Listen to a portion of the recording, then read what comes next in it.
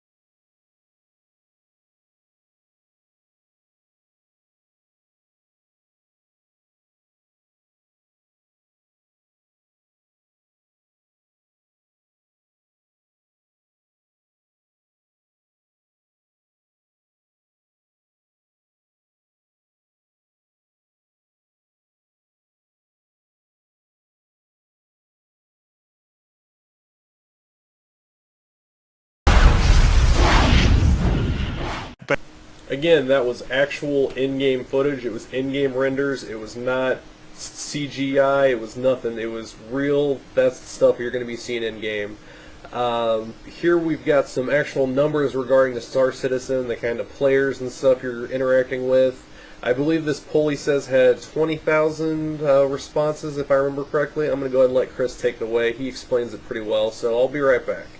Here's some stats that may be interesting for you guys. We have over 100,000 people part of our community. I think about 120, 30,000 registered on our site. Of that, we did a survey. I think we had about 12,000 people reply. So this is a fairly good statistical sample of it. 69% of our backers are over 25, so it's not a kiddie game, let me put it that way. 89% of our backers game on a desktop versus a laptop, and the one thing that really blew me away was 81% of the backers built their own PC. 94% of them running 64-bit version of Windows. 75% had more than 8 gigs or more. Not surprisingly, kind of like the same way I was, 58% of them also own at least one console. There's also a fair amount that have SSDs and really good internet connections. So I guess that sort of indicates that I think maybe one thing that you get in the PC arena is that you get older people that probably have jobs so they can afford to have nicer equipment, better internet connections, and so you know what? Sometimes maybe you should make games for that audience, because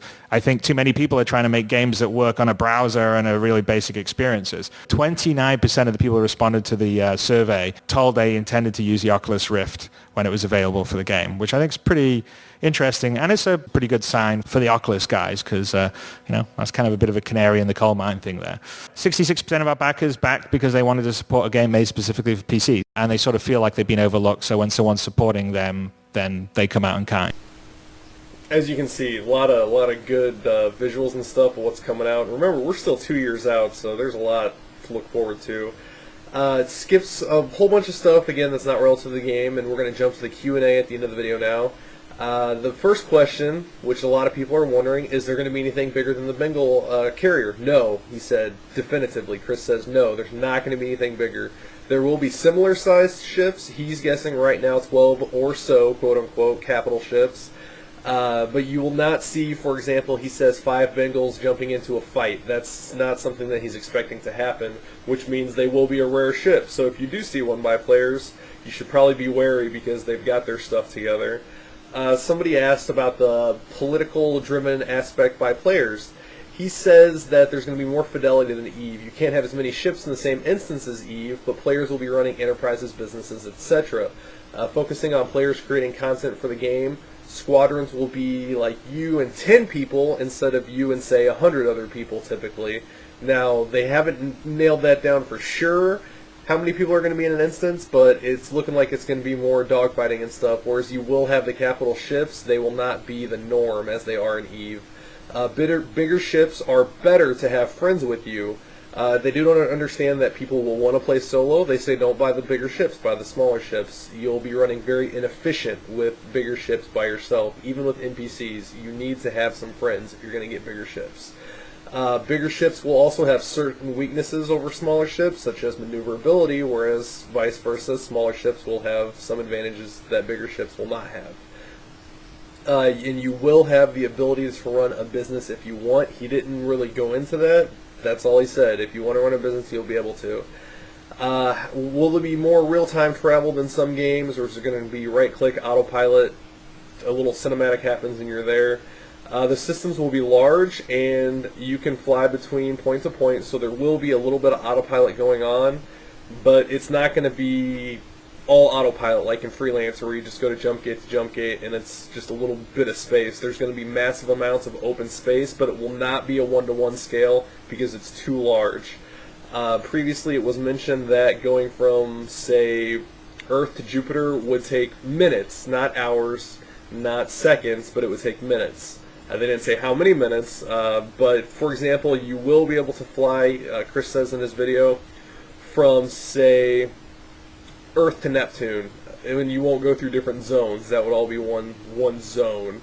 How big a zone will be, they didn't go on to say. There has been a number thrown out there that it'll take about 2 hours to go through one system. We don't know for sure because they haven't released any nailed down numbers because they're still working it out. Exploring was the #1 interest by fans according to a poll. There will be certain areas that are mapped on the navigation map, but you'll have to fly real-time distance to discover new areas, new warp gates, new asteroid belts, new etc. So your initial map will have the big quote-unquote cities, such as main games do, similar back to like Ultima Online. You had Britain, you had Minot, you had Vesper, you had all those big places, but to find things like the Hedge Maze and other things like that, you have to go explore. It's going to be very similar to that in Star Citizen, as you'll have to find these waypoints, and it was mentioned previously in a video that you'll be able to sell these waypoints, trade routes, etc., or just keep them to yourself unless somebody else happens to find them. How many admirals are there right now? What an admiral is, it's donating at least $250 to the game. So if you donate at least $250, you're classified as an admiral. As of this video, this original video post, I don't know when it was actually recorded, but it was posted today, April 9th.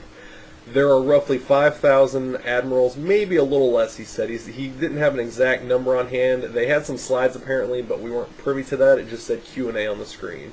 So that means there's going to be roughly 5,000 constellations at the point in that video during launch. I'm sure that number will go up, but at this point we're looking at about 5,000 constellation ships, which that's a significant amount of ships. Why CryEngine instead of Unreal? This isn't directly related to gameplay, but I thought it was important enough to include.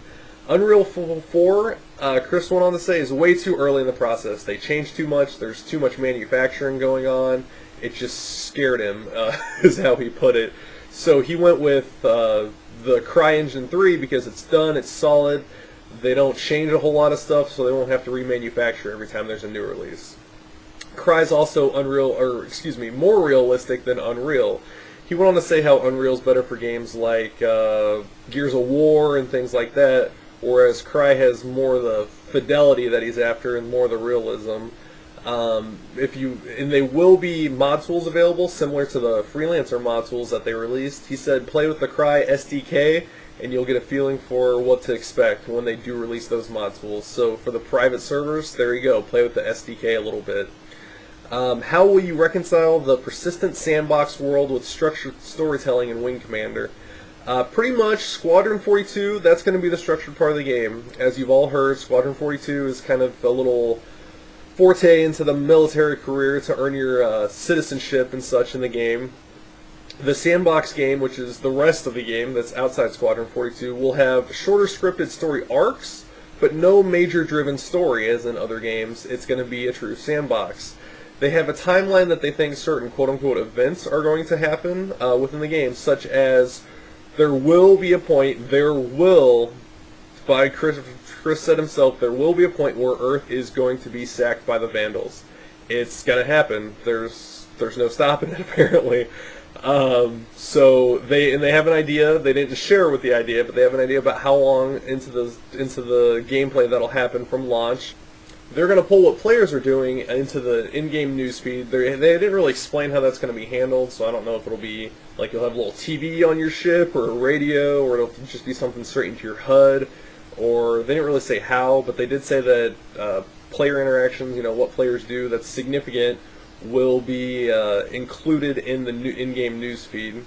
The persistent universe is going to be a lot like Dungeons and Dragons. He goes on to say, the players will be, players. They'll be going around doing their thing, and the developers are going to be like dungeon masters, quick on their feet, altering, making stuff more fun, gearing the game towards what people are doing. So, if there's a lot of PvP going on, they'll gear the game towards that. I assume. They didn't actually say, but they did say they would gear it towards whatever the majority of the base is doing. They won't forget everything else, that's just what they'll aim everything towards.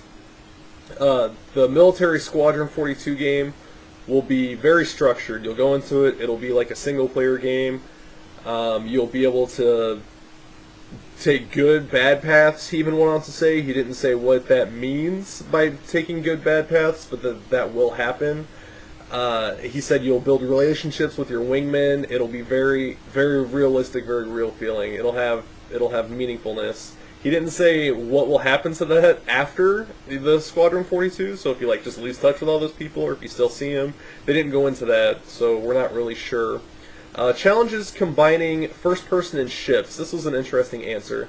The Cry engine, as explained by Chris, is predominantly a first person shooter engine, so that part really easy.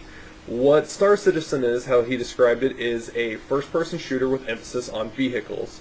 So the hard part was getting the vehicles to work within the universe, because as a first person shooter you're worried about 10 meters away, 50 meters away. Seeing as we'll be flying around in space, it's 1,000 meters away, 10,000 meters away, vast distances. That's more of the challenge. He didn't say it was necessarily hard, he just said that the first-person shooter part isn't hard because Cry, out of the box, it's a first-person shooter engine, so that part was really, really easy to get working. The bigger challenge was the layer of vehicular control. Most of the work was building everything on top of the first-person experience. The challenge was more the space bit than the full first-person experience, was his quote. There was then a question regarding how gesture interaction from things such as Leap or how the Oculus device will be working, and Chris answered it very definitively, so I'm going to go ahead and shoot that over to him. I think I've mentioned before, but my goal would be to sort of have the Rift have something like a Leap, and your hands-on throttle and stick setup, and I'm sitting in a chair, and that's pretty much kind of virtual reality. I mean, it's actually a bet. It's easier to do it for Star Citizen than it is for Doom, because most of the time you're sitting down flying in a cockpit, so it's just going to feel more natural looking around and doing stuff. So we're going to do that. I mean, we already actually have stereoscopic 3D in the game right now. So the Rift support's pretty easy once the Crytek guys have hooked it into their stuff. I want the other thing that I've mentioned before, but I want everything that you see in your point of view is what you do. So if you're on your controller or stick and you do something, you should see it mimicked by your avatar. And then if you flip a switch in your cockpit, your actual hand should leave the throttle and flip the switch. And by the way, if you want to change, you can't change velocity until your hand's back on the throttle. So I mean, I kind of want to have it really sort of feel immersive, and you should take some decisions then based on is this the right time to deploy this if I'm in the middle of a dogfight and I want to be changing my velocity. I don't think I could have answered that better than he did, so I just let him go ahead and take that. The final question regards to the game: will there be a role for a second screen? Yes. What does that second screen entail, though? The way they went on, there will be a tablet app, possibly a smartphone app, but he specifically said tablet app to check in, set up missions, do trading, check on the universe in general. There will be second screen support at some time, not necessarily day one launch, so you don't have to worry about having to go out and buy that app necessarily for the November launch, because it might not be ready at that point. But he would like to have tablet touchscreen input, something maybe that would sit on your desk, that would feel like you're feeding directly into the game, such as maybe like your display, like in your ship, where you'd be reaching over and touching it and stuff, and it would actually, your character will actually reach over and touch it and change stuff like that. So by second screen, they don't necessarily mean second monitor support, just some kind of second screen. That's all I got for today. Again, this was a very watered down version of the video. I only included things for the most part directly related to Star Citizen. I will have the original video down in the comments section. I strongly advise you check it out if you're interested in Chris Roberts specifically and not just Star Citizen. Remember, like, comment, subscribe. Let me know what you think. Thanks. Bye.